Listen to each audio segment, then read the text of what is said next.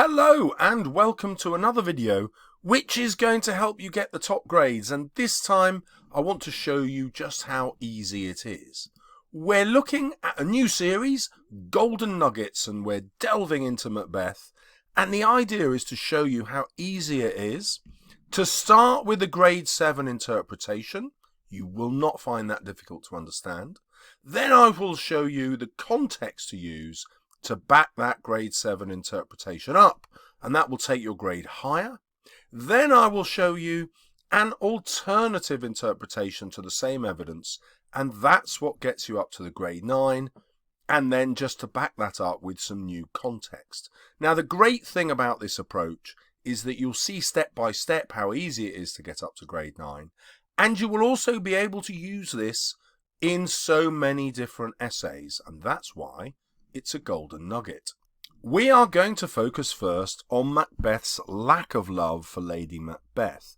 So that is the conventional view of her death and his reaction to it. We're zooming in on this quotation. She should have died hereafter. Hereafter meaning after this moment. Now, many readers look at this and think, well, it proves that he has no love for her at all. He's just saying she should have died a bit later. You can even read it as a sign of inconvenience. Oh my God, she's died now. I'm just preparing for battle, and she's had the cheek to commit suicide and try and drag my attention away. So there's real resentment as well as indifference. So there is your conventional view. The death happens off stage, and Shakespeare does this to symbolise Macbeth's lack of love and his lack of interest in his wife. Macbeth doesn't get up and go and see her body. He just ignores her, doesn't go to her at all, doesn't seem to mourn her death. And the very next lines after this bit of the speech show that he hardly speaks about her, and he just seems to focus on himself and the pointlessness of his own life. Well, let's see how this conventional view would play out in an essay that was at least grade 7. The Macbeth's marriage has broken down because she has emasculated him in persuading him to murder Duncan, and he blames her for provoking him to doom his soul to hell. She questions, "Art thou a man?" and contrasts herself to him as braver and better. "I shame to wear a heart so white."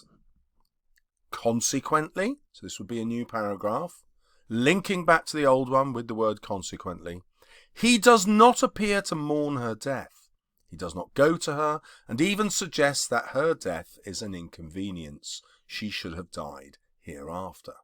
This implies he is happy for her to die, but just not now, when his mind is on the coming siege and invasion. He doesn't call her by name, and instead simply appears to focus on himself and the pointlessness of his own life, which is a tale told by an idiot, signifying nothing.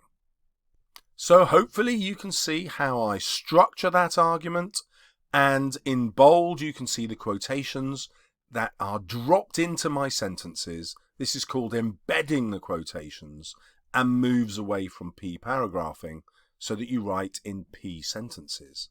So there you go. That's how to write to get at least the grade 7. Now you also want to ask yourself this question: why have I placed some words in bold as well as the quotations? Well, these are the key words which give you the vocabulary to write about this idea. And so this is a really good way to use my videos. That's why I'm putting the vocabulary in bold, to help with your note-taking. I've also given you the key evidence and quotations, and these quotations will be useful to you whenever you get a question about Macbeth or Lady Macbeth. So for 2 characters, these quotations will always work.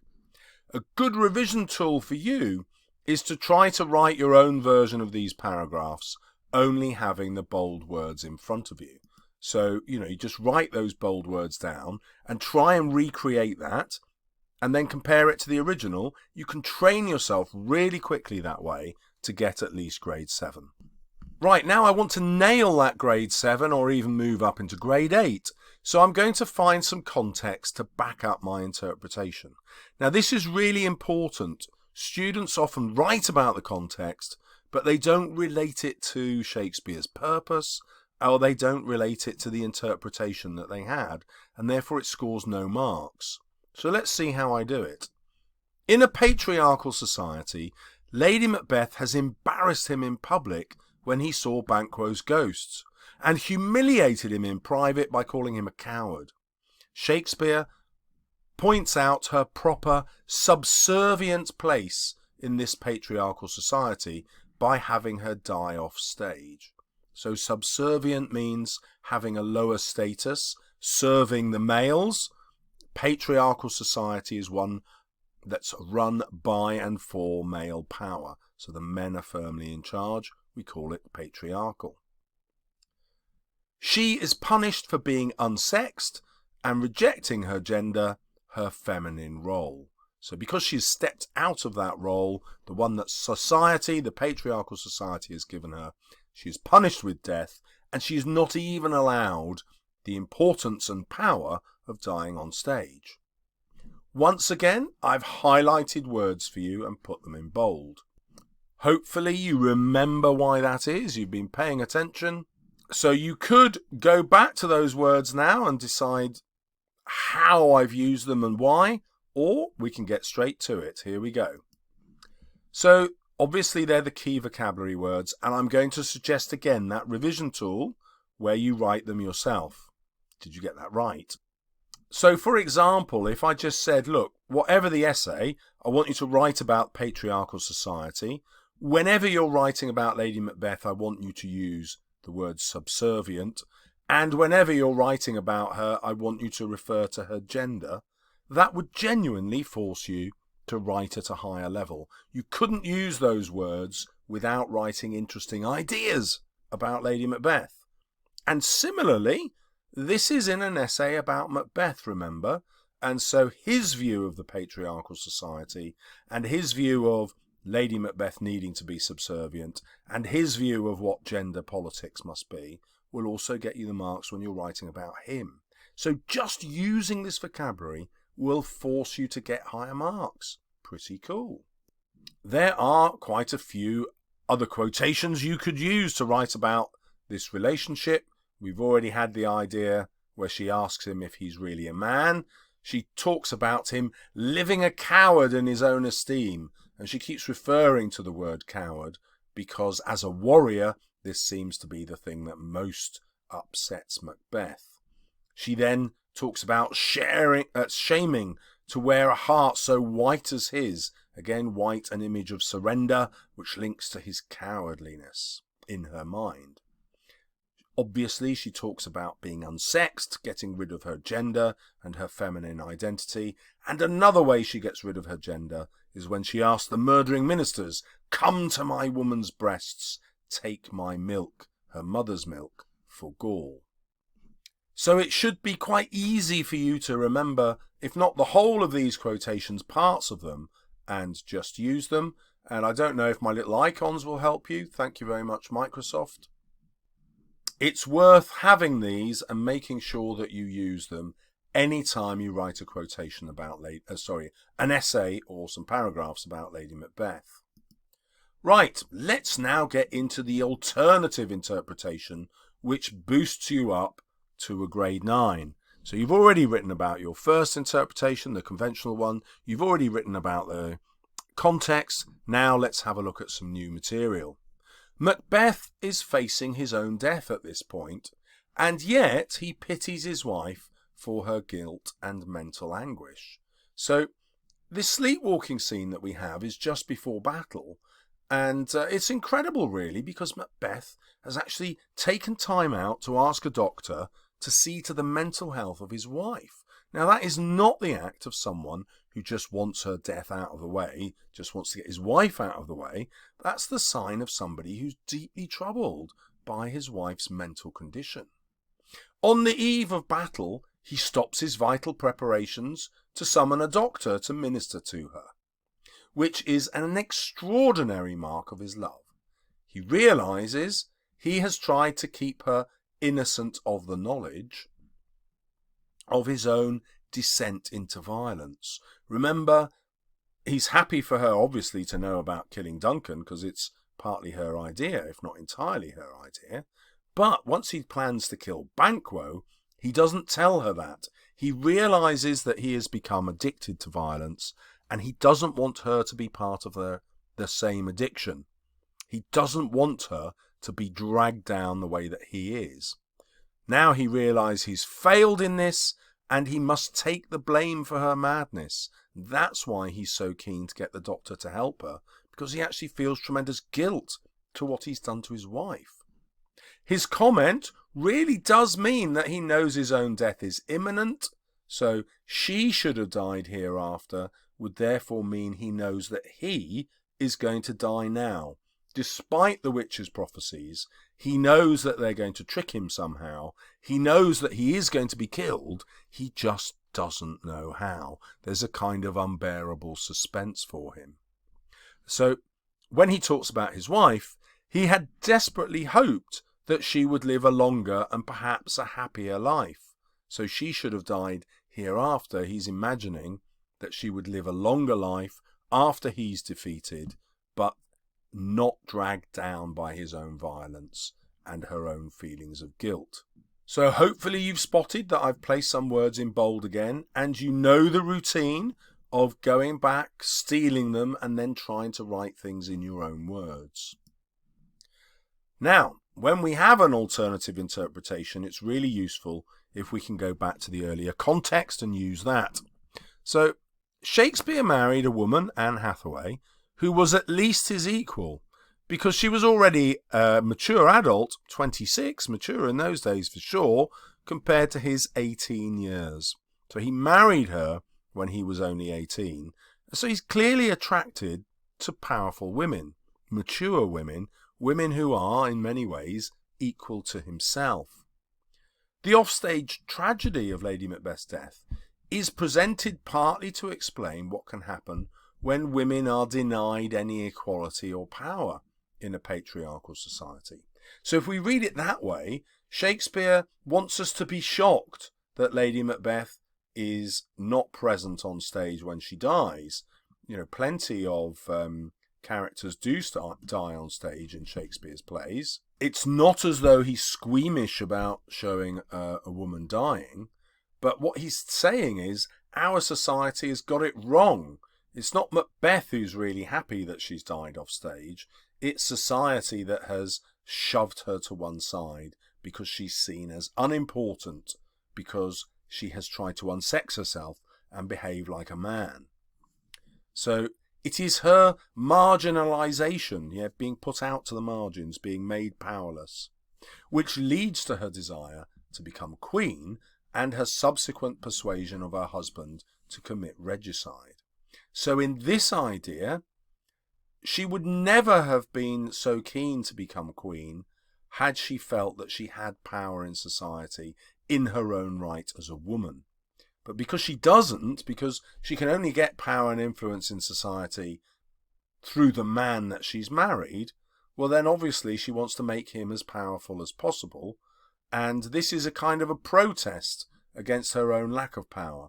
So we can use the context to suggest that Lady Macbeth is forced into these violent actions in order to gain power by a society, a patriarchal society, which prevents women getting power in their own right. And you can also look at the creation of the witches in the same way. Because women are denied power, they turn to extreme means to get it, just like these ugly women do. Shakespeare makes sure that we understand that the witches are ugly, because their looks are one of the only ways for them to acquire power in a society run by men. And when they haven't got those looks, they obviously have to find other ways to acquire it. So we can read the play, if we choose, as an attack on the male abuse of power. And there are, of course, other quotations we can use. So we can see how angry he is when the doctor can't cure Lady Macbeth. He says, "Throw physic to the dogs." He wants to get rid of all medicine because this one doctor can't help his wife. Now, That isn't a sign of a man who's fed up with his wife and would just rather see her gone. It's someone who is desperate to help his wife, but can't. Then we have the line, "I had almost forgot the taste of fears just before the battle," and we can read into that a yearning for his own death. He knows the end is here, he just doesn't know how it's going to arrive, and he wants to feel human again. He wants to feel those fears, and also he's obviously, if he has those fears realised, he's going to die. And then the final bit of proof for this is when he starts calling out for a man who is not of woman born, because such a man am I to fear. And so what he wants is to discover the identity of the man who's going to kill him. He wants to get it all over and done with. Now that's the opposite of how he feels about Lady Macbeth, when he says she should have died hereafter. He does not want her death at all. He actually wants his own. So hopefully you're in a really good position now. You understand the grade 7 idea, which is that Macbeth has no love for his wife. He has marginalized her and quickly moves on to thinking about himself. He reflects the same views as Shakespeare's patriarchal society, who treat women's interests as subservient to men's. We've got some context that will help you back that up. Boom, you can write to get the grade 7 and the grade 8. But now, many of you, I hope, are sitting back and thinking, well, I could also argue the alternative interpretation, actually. I could argue that perhaps Macbeth is deeply in love with his wife, and the same quotation could be used to show how he respects her life while he's willing to give up on her own. Yeah, I can do that, Mr. Salles. Thank you very much. Well, test this out for yourself now. Hopefully you've taken some notes, and I'm going to ask you to do this. Based on your knowledge of the play as a whole, which interpretation do you find most convincing? You know, you don't have to agree with my grade 9 one, because you can still get a grade 9 by arguing that my interpretation is wrong and arguing that the conventional interpretation is right.